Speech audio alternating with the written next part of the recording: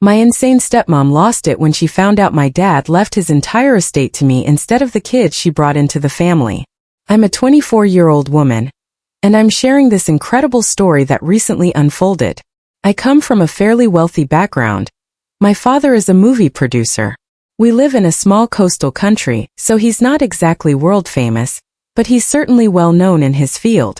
My 48-year-old dad, Theo, met my mother when they were both my age, 24, and they married after she became pregnant with me.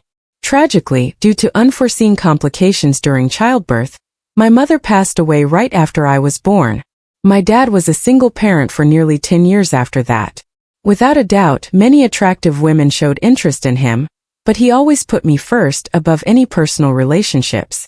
My father built a considerable fortune early in his career, so when I was 12 we moved to a major film hub. I had a tough time adjusting to my new school because of bullying. There were 2 boys in my grade who constantly made fun of how I was dressed. My dad was still picking out my clothes back then.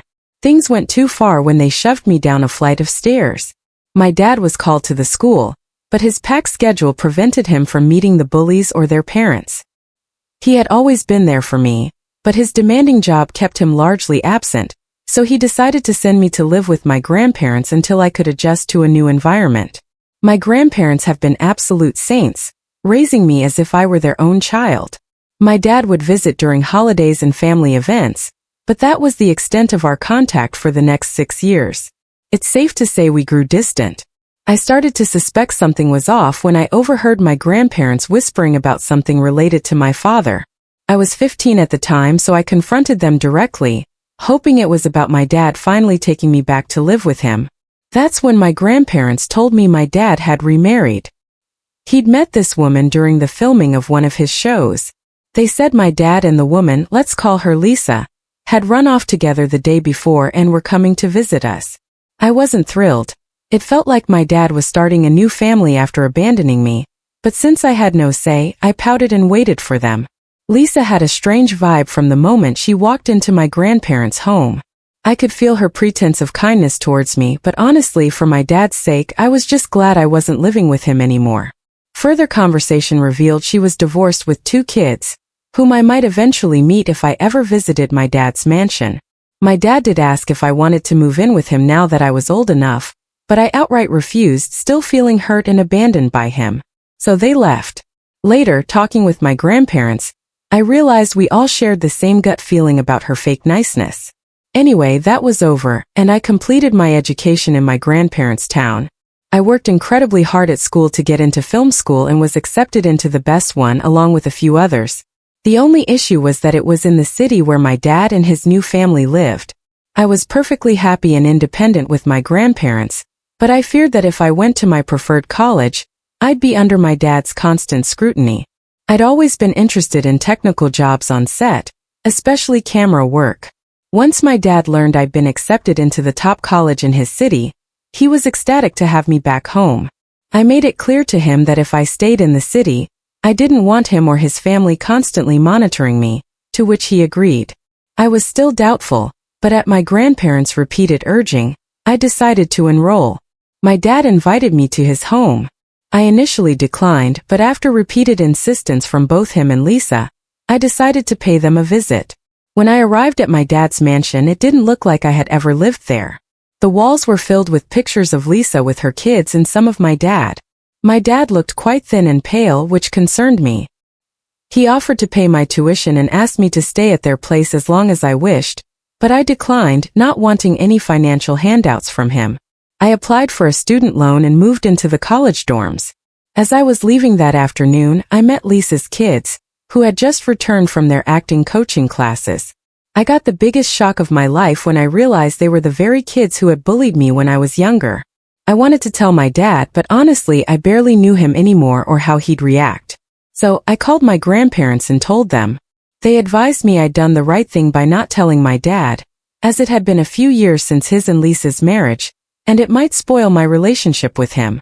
I obliged and spoke to the bullies, James and Jake, both 24, just for formality, then left as soon as I could. I had heard about Jake and James's antics from my grandparents. Apparently, their biological father was a wealthy businessman who didn't want to abandon his children, But Lisa somehow managed to accuse him of domestic violence and brought the kids into her new marriage. My dad hadn't wanted any more children but agreed for Lisa. He had known Jake and James since they were 15, and they never failed to remind him they weren't his children. He provided them with everything he could, only for them to insult him directly, even in front of family. These two were also a reason why I was kept away from my dad. Lisa should have tried to mediate and explain the new family dynamics, but she couldn't have cared less, and it ultimately affected my dad. Their relationship had been rocky from the beginning, but with me now in the city, my dad finally felt he had someone he could trust. He indirectly mentioned to me here and there how his relationship with Lisa was. He said she spent a significant amount of the money he made on promoting her children, which he felt wasn't true. I didn't want to meddle in their marriage, so I just listened as he vented. One thing I was sure of was that he believed the marriage was on the verge of collapse. Over the course of my studies, I used to visit my dad and his family on weekends. I didn't feel welcome at their house, so I stopped after a while, but I had to revisit soon after joining college when it was revealed that my dad had late-stage cancer and only had a few years left due to its aggressive nature. It was difficult to see my father in pain, but what hurt more was how unhappy he was in his marriage. Jake had gotten a short, recurring role in a sitcom because of my dad, but Lisa's kids never treated him like a father figure. I could see how hard my dad tried to build a connection with them, only for them to treat him like an ATM. And what was even more unfortunate was that Lisa never saw this as a problem. By the time my father was on his deathbed, Lisa had stopped visiting him in the hospital and rarely showed up. My dad cried a lot to me during his final days, feeling abandoned by his wife and stepchildren. Although I wasn't very close to my dad, I still couldn't forget his pain of being alone. I also tried to talk to Lisa about looking after my father, but her incredibly insensitive reply was that she'd rather look after her future than wait for someone to become a part of the past. It's safe to say she was one of the worst people I had ever met. My dad passed away shortly after I finished my course. Lisa was at his wake for a maximum of 15 minutes when industry bigwigs showed up, while her sons didn't even bother to show their faces for their stepfather. From that day on, I decided I would never consider these people family, and planned to move to another state to pursue my career in film. I was planning to leave a week after the wake but was summoned by Dad's lawyer to his mansion immediately. When I arrived, I saw Lisa and her kids sitting there impatiently. Dad's lawyer informed us that before passing away, he had declared his will and wished to give me almost 70% of his assets, including his mansion. He left 20% of his wealth to his parents, who were already quite well off, and 10% plus a condo in the city for Lisa and her children. He had also left a final message for me, apologizing for not being the father he wished he could have been. I was overwhelmed and emotional, but the real shocker came for Lisa and her kids. She gave me an angry look before storming out of the mansion. I asked Dad's lawyer about the possible consequences, and he assured me I had nothing to worry about, as whatever those three planned to do would definitely be illegal. I decided to cancel my plans to move to another state since I now had a home of my own. I called Lisa soon after and asked her to remove all her and her kids' belongings, as it wasn't their home anymore. Lisa was obviously upset and asked why I was being so cruel to them, knowing what they were going through. I happily replied that I'd rather look to the future than dwell on the past, and she cut the call after getting a taste of her own medicine. I received a few nasty texts from her for days, but I genuinely enjoyed her misery after everything she had done. I had left the mansion for the weekend to visit my grandparents and tell them what had transpired. They weren't as shocked as I was because they had suspected Lisa's intentions for a long time but were glad she was finally getting her comeuppance for treating their son like a broken thing during his last days. I had a good weekend with them and went back to the city, only to find my mansion's door already open. I suspected a break-in and called the police, along with my dad's lawyer, who was the only one I knew well enough to contact immediately. When the police went inside, they quickly realized it was Lisa and her children who had broken into the house while I was gone. They were clearly acting foolish, claiming their reason for breaking in was that this was their home and they couldn't be evicted. They even accused my dad's lawyer of forging a fake will with my help, insisting there was no way Theo, Lisa's dear husband, and James and Jake's father would treat them so cruelly and leave them nothing. The officers were angered by this immature behavior and were ready to arrest them, But my dad's lawyer asked me not to send them to jail just yet, because he had a better plan. I was wary of his motives but decided to listen to him and asked the police not to press charges for now. Dad's lawyer took the officers aside and told them something, after which they left almost immediately. He invited me inside the house along with Lisa and her kids and asked us to wait a few minutes while he left to retrieve something to show us. I was scared, left alone with them, but Lisa knew better than to get arrested for assault, so we sat and waited. The three of them kept berating me for fraud. Soon Dad's lawyer reappeared with a box in his hands. What he told us next was something no one had expected. Apparently my dad had known for a while that Lisa was cheating on him. When he started getting sick and her behavior towards him changed drastically, he spoke to his lawyer about it. To safeguard my future interests, he added another clause to the will. The share he was giving Lisa and her children could increase by 30%, taken from my share, provided she remained faithful to him for the rest of his life. This would only happen if Lisa consented to it. She immediately said yes, and my dad's lawyer handed her the paper to sign, agreeing to this arrangement. Lisa's face lit up upon hearing this, but it was all going to come crashing down in a matter of seconds. It was also mentioned in this arrangement that if Lisa was found guilty of cheating with proof, she would also lose the initial 10% she received. She signed the consent form regardless, believing there was no way any evidence against her could be gathered. After everyone understood the arrangement, my dad's lawyer proceeded to take out a pen drive and a set of papers from that box. He handed the papers to me and played the videos on his laptop. Apparently, my dad had secretly installed a CCTV camera in the living room to catch Lisa. Not only did it capture Lisa with another man in the house, but it also recorded some intimate situations that confirmed she was indeed cheating on my dad during their marriage. The papers he handed me were photographs of Lisa with the man she was cheating with. I know this sounds like the plot of a good TV show, but I guess Dad had learned a lot from his career. Since Lisa had now signed the papers stating she would get nothing, her face turned pale as she realized what she had done. She immediately began throwing a tantrum, claiming this was unfair to her and her children, and that she should have been informed about the existing proof. My dad's lawyer reminded her that even this conversation, where the clear rules of the will were stated, had been recorded by the CCTV camera right behind her. He then told her she should now go pack her belongings to leave the condo she was given. James quickly took his mother and left with her, realizing they were trapped.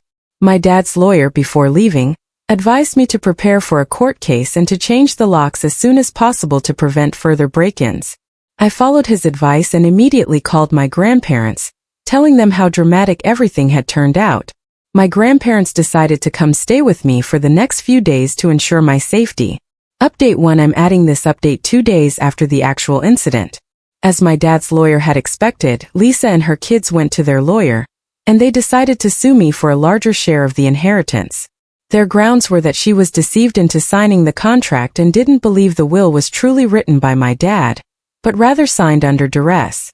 To be honest, I don't know how she plans to prove these exaggerated claims, but my dad's lawyer has assured me that the case is still in our favor, so practically, there's nothing to worry about.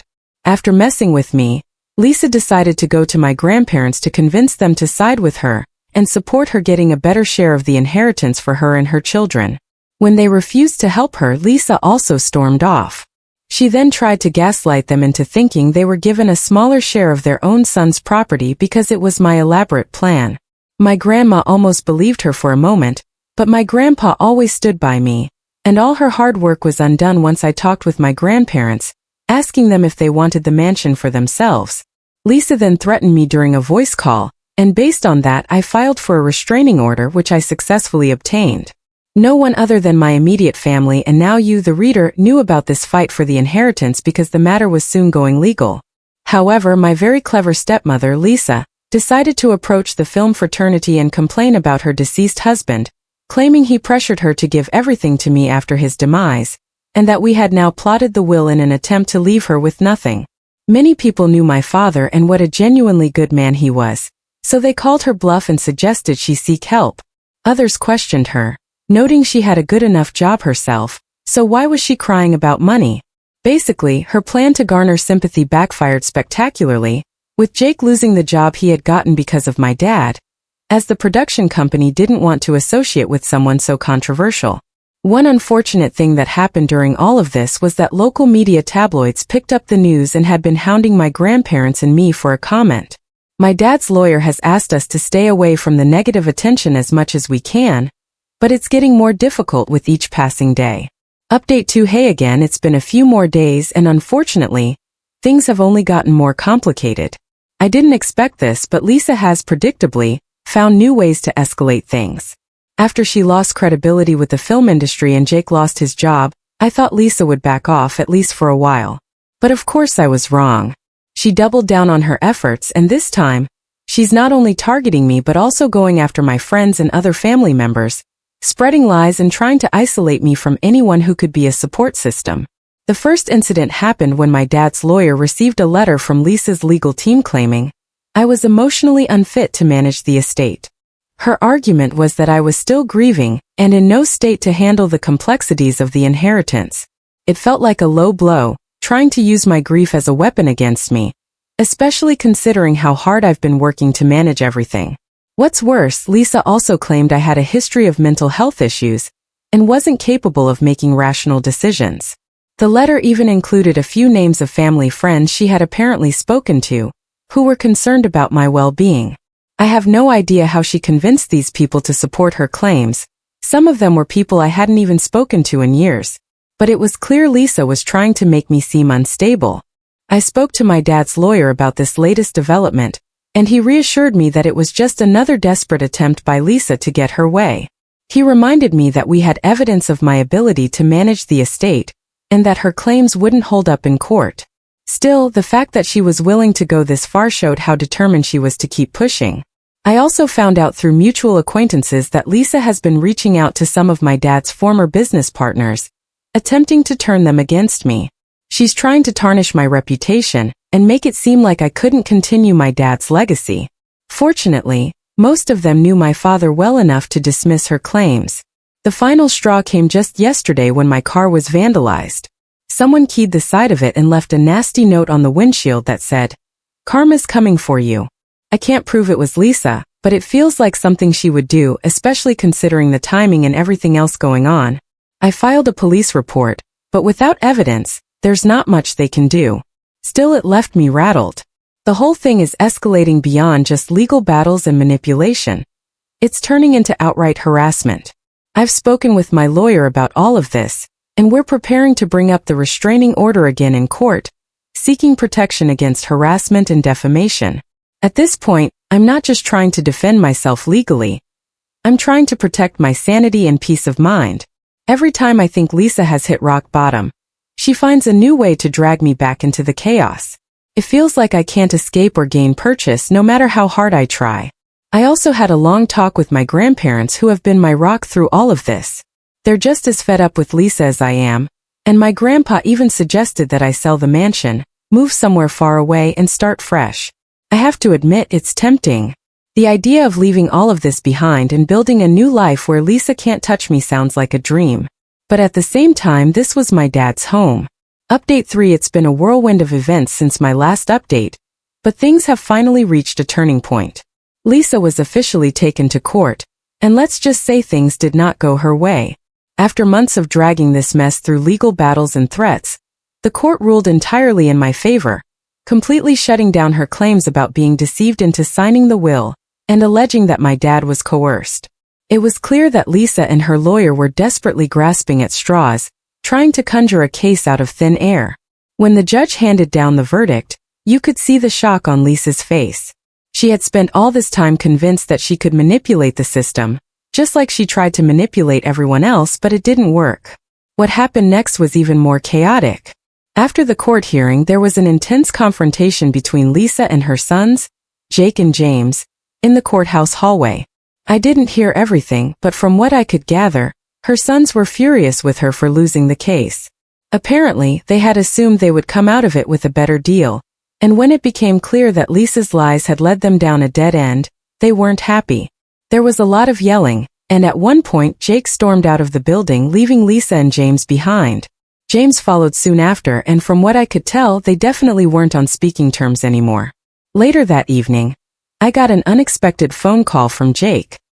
He apologized for how things had turned out and admitted that he and his brother had been blind to what their mother was doing.